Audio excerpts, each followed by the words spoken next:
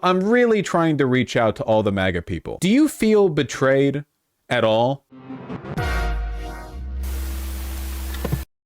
Matt Gaetz will not return to Congress. Yeah, you see this shit? I'm actually shocked. He won his re-election bid.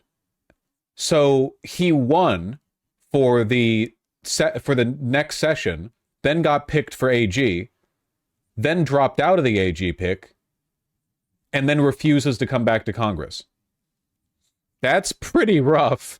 So there's a couple, I've seen a bunch of people like suggesting different reasons this might have happened. To me, the most likely one is the contents of the ethics committee investigation, the report that is currently not being released, but again, at some point it's going to leak, whatever. I don't know how bad it is. We already know for a fact that he participated in the sex trafficking of a 17-year-old girl and partook in sex trafficked women broadly. We have like the Venmo receipts, like this has been known for a while. Is there more info within the report, like something even more scandalous? Maybe, I'm not sure. My guess is that Trump isn't the one who kicked them out because Trump doesn't really seem to care about anything other than loyalty. My guess is that this is the powers that be within Trump's administration saying, I know you like loyalty, this guy's too much. Like, I'm not even like, this would cause enough chaos, not just in terms of public relations, but also in terms of like senatorial approval that he's not worth it. You have to give it up. And if you're shameful enough that you're getting booted out of the cabinet, you might as well get booted out of Congress as well. Apparently on his Twitter, I didn't actually check to see if this is real, and I'm not going to check because it's funny enough that I believe it. He already has, what is it, Fiverr? Like where you pay a person money to talk into the camera? Cameo. He already has a Cameo link up there. He did it like immediately. It's real? Like one day. Man's on his grind. Yeah, I don't really know if it has anything to do necessarily with like the public backlash that might emerge should the report drop or get leaked or anything like that. I think it might just be like a condemnation from those within the party who are controlling Donald Trump saying like, you have to consider something a little bit more than loyalty here. You can't literally scrape people off of the, bottom of the bathroom tile, You are fishing for an attorney general from a public toilet stall. You are in a porta potty right now. You need to work a little bit harder. And speaking of, we have our new AG, don't we? Pam Bondi. But first, we start with Trump's latest cabinet decision. President-elect Donald Trump has picked Pam Bondi as his attorney general nominee. Odd name. Just hours after his first pick, Matt Gaetz decided to withdraw. Quite a busy day again yesterday. Let's go to Brooke Singman with more on Trump's latest selection. Hey, Brooke. Hey, good morning, you guys. So Pam Bondi served as Florida's attorney general from 2011 to 2019. Of course. She was the state's first female attorney general, and before that, she served 18 years as a prosecutor. And as attorney general, Bondi led efforts to combat opioid abuse and end human trafficking. She also helped recover. Sadly, she wasn't able to protect the girls that Matt Gaetz went after in the same state. More than $1 billion in consumer protection, antitrust, and false claims matters. She is also a longtime Trump ally, and he says she will, quote, refocus the DOJ to its intended purpose of fighting crime and making America safe again. Trump says she is smart and tough and is an America First fighter who will do a terrific job as attorney general. The nomination comes just hours after Trump's first pick, Congressman Matt Gaetz, dropped out of the running. This after Trump Yeah, the fact that they were able to settle on another pick just like right after Matt Gaetz was dropped by the campaign as well, another strong sign this wasn't Trump making the decision. Obviously, a bunch of candidates would have been fielded to Trump, but the idea of like the denunciation, the kick out, the withdrawal from Congress, and the follow-up immediately after, it's just the powers that be making their decisions. It could be Elon, it could be any of the campaign donors. Donald Trump is like, Elon is the main one. Donald Trump is tied to like 3 or 4 billionaires who are massively involved in his campaign that just hover around him and give him advice. Most of them just aren't as open about it as Elon Musk is. Reportedly told him he did not have the votes to get confirmed. Holy I didn't see that coming. This guy. I mean, yes, he was the ultimate troll, and people have the opportunity. They can freak out over a thing and respond. And if you want to do that, you don't have to. You better pace yourself, though, because it's not even Thanksgiving. Gaetz congratulating Bondi, saying, quote, Pam and I worked closely together. What? First of all, what the f did he just say? And second of all, what was the relevance of that clip? Wait, I genuinely don't know what the point was, and I don't even know why they included that clip. What point are the Fox News people trying to make with that? Just stroking out? They just wanted to remind us he's stroking out? Okay. All right. Together when she was Florida's Attorney General, and I chaired criminal justice in the State House. She is a proven litigator, an inspiring leader, and a champion for all. And we are still waiting on a pick for Treasury Secretary, but the president-elect we have our Treasury Secretary now, with the intention of him later taking over the Federal Reserve. Pam Bondi is just she was an election denier. Apparently she's made some inciting comments about prosecuting the prosecutors. So presumably she's going to, whatever attorney general the Trump campaign settled on, they are going to be basically weaponized to weed out dissidents within the state and in media. She's actually qualified relative to Gaetz. Well, sure, though qualifications weren't necessarily the most concern. And look, at least it's not Ken Paxton, okay? The Project 2025 guy, Russell Vought, being named back to Trump's cabinet. It sure is curious how a significant number of Americans, even Republicans, disapproved of Project 2025, Like, there was polling done where even people who voted for Trump, they didn't like Project 2025. They believed him when he said he had nothing to do with it. I wonder if there's going to be any blowback to this, where they're like, wait, hold on a second. They openly, obviously lied, and everything the Democrats said about Trump's association with Project 2025 was provably correct, and he immediately turned back on it. I know there won't be. I'm being rhetorical. During the Trump University case, Pam Bondi signed on to prosecute, then dropped Florida's suit against Trump when he donated $25,000 to her election.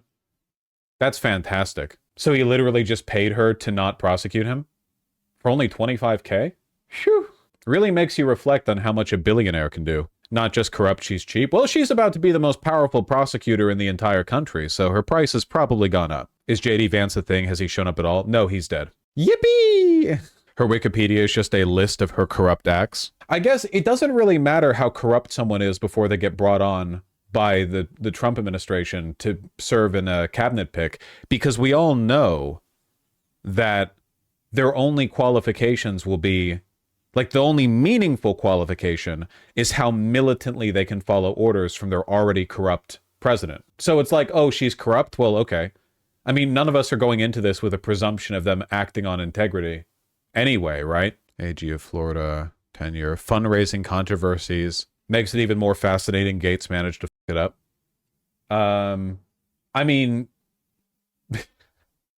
He was really unlikable, man. He was really, really, really unlikable. Does it feel like all involved in the campaign aren't really being public lately? For the most part, no. And I think the main reason for that is because unlike the first time where Trump's ego kind of ruled the party, this time it's a bunch of like deep state, plutocrats are assembling behind Trump and making all these decisions for him and behind. It's not really like him running the lead, you know what I mean? We're getting ready for the most, let's say, business-friendly administration in American history. We'll say that euphemistically. And speaking of the Treasury Secretary, of course, and rounding it out, we have notable George Soros wealth manager, Scott Bessent. Former Democratic donor and Soros money manager, hedge fund manager, turned super ultra Trump supporter. Can we be mildly instructive on this? Can we try to learn a little bit? I'm really trying to reach out to all the MAGA people. Do you feel betrayed at all? Maybe not. Does it seem odd to you that so many of the people that Trump has picked for his cabinet are neocons? If you believe that he's anti-war, why has he filled them with Zionists, with pro-Israel militants, a lot of whom go beyond just passive support of Israel, but actively threaten to engage in war in the Middle East or with Mexico or in Latin America or whatever else, to America's interest? Do you want to die in Iran? I don't, but I'm almost out of the conscription age range. So for some of the conservative Zoomers who got in on board thinking Donald Trump was anti-war, why a hedge fund manager for George Soros. Doesn't that feel odd to you? And maybe you might be thinking, okay, maybe he used to be a hedge fund manager managing billions of George Soros's investments. Maybe he used to be a Democratic donor, but he's changed his mind. Is it possible that there might be something to the leftist idea that the ultra wealthy are driven by their own material interests? And that all of the culture war shit they throw in your face is just like set dressing to get you to vote for them, even though all they're going to do is make your life worse. Unless you are yourself an ultra wealthy plutocrat. Oh, he's going to clean out the deep state, which is why every single person associated with him and empowered by him are like deeply entrenched corporate autocrats. The deep state loves Donald Trump because the deep state, the actual like hidden behind the scenes power that controls the president, both under Trump and under every other president, or over them, I suppose I should say, it's not, they're not political in the way that you and I are. They don't care about bathroom bills. They just care about their economic interests. And Trump is very convenient for them because Donald Trump has been militantly pro-wealthy for, you know, in his first term and for as long as he's been campaigning, and he will be in his second term. I just feel like at some point, people are going to have to wake up on this. And they're going, like, even Republicans, I know they can't be reached. That's what we say. But over the long run, I really do think there's a real possibility of many of the, especially young Trump supporters, getting disillusioned by this. Why isn't our fearless God King Donald Trump standing up to the deep state? Why, in fact, is he cohorting with basically every single face of it? In reality, the wealthy are not meaningfully political. People say George Soros is super left-leaning. Where? I've been saying that for decades. Based on what evidence? He has money everywhere. So do all these people. They're billionaires. That's the entire point. That's the point of being a billionaire. No billionaire wakes up and they're like, I really care about X principle. I will dedicate my life to it, dump all my money into it. Or at the very least, if they do that, it's quite rare. For the most part, they spread their money around. It goes absolutely everywhere. George Soros's main concern has been for his entire life making more money. That's the same cases with Republicans, you know? They will feign social progressivism when it's convenient for them. Say, for example, Mark Zuckerberg or Jeff Bezos or Elon Musk, who you might recall was extremely progressive in his rhetoric up until, you know, 8 or 9 years ago. He started shifting away from it. They don't believe in anything except lining their own pockets. Extremely? Yeah, no, Elon, I remember Elon tweeting like, if you don't like our gay representation at our companies, then you can shove it, you know? But he didn't believe it then. He doesn't believe this now. They don't believe in anything. You are like the biggest fool in the world if you watch Donald Trump appoint billionaire after billionaire, or people associated with billionaire money after person associated with billionaire money, and think, yes, this is how he's going to take down the deep state. This is how he's going to fundamentally uproot American society. This will change everything. Yeah, it'll make it worse. It'll hasten the processes that have already been going on, but it's not disruptive in any meaningful way. It's just a faster version of the corporate consolidation that had already been taking place. This guy managed billions of Soros's money. It's crazy. I mean, this is literally like the deep state. I don't know what else you could possibly... A hedge fund manager of this scale, of this scope? Oh yeah, he's also gay. So much for defeating wokeness. Ha! That's true. He held a fundraiser for Al Gore, donated to Hillary Clinton and Barack Obama. In 2016, he switched over to Trump. Why? You think he was motivated by some sincere personal change in his interests? He woke up one day and he was like, oh, well, I'm a full-grown adult and I've been a progressive before, and now I'm going to be this. He was never a progressive. He has supported people who he thinks will best administrate the economy in a way that benefits him. The second openly gay cabinet secretary after Pete Buttigieg. What big shoes to fill. How does Donald Trump do that? He f***ed the economy in 2016. He didn't f*** the economy in 2016. You think deregulation f***s the economy? That f***s you. The economy, to these people, is literally just line go up. It's crazy. Republicans will criticize, like liberals will say, under Biden, line has gone up. And Republicans will say, you fucking morons, the economy is more than just line going up, you liberal pieces of shit. And then they'll vote in people who make line go up even harder, who only care about line go up. You know, tariffs will the economy. We'll see how the tariffs play out. Like, or what do you think the odds are that Donald Trump ends up implementing selective tariffs, but actually uses the threat of tariffs as a way of bullying local industry and foreign industries into doing stuff like agreeable to him? You know, opening a position in a trade war that America has the first foot up on because America is, you know, the dominant global economy. Mass deportation. What do you think the odds are that rather than deporting 20 million people as he promised, they deport very loudly 500,000 to 1 million and use the threat of deportation as a way of keeping the remaining undocumented immigrants quiet and complacent while working in our agricultural industry? I promise you, Donald Trump's administration is not going to do anything that stops line from going up. That is the literal only reason he's there. That is the only thing that he's there to do. He's not there to rebuild Western civilization. He's not there to ensure peace in the Middle East or in Ukraine. He's not there to do anything other than make line go up. At least Democrats sometimes care about economic outcomes that aren't line go up. Lena Khan, or the work that the NLRB has done under Biden. There have been some pro-union measures, some stuff to redistributive policy, stuff that improves your lives in a way that isn't reflected in the NASDAQ. But with Trump, no shot. Now, I'm sure he'll stack things up. We're not talking about competent administrators. Member of the executive committee on the board of trustees of Rockefeller University. There you go. Rockefeller Associated, George Soros money managing former Democratic donor appointed to Treasury Secretary by Donald Trump. Incredible. Wouldn't first mission be to make oil and gas line go up? That is making line go up. Doesn't mean that gas is going to get any cheaper. Historical materialism has never been so back. A critical part of understanding and being appropriately disillusioned is not just to go, oh, Donald Trump betrayed us or whatever. He did, but that's not the main point.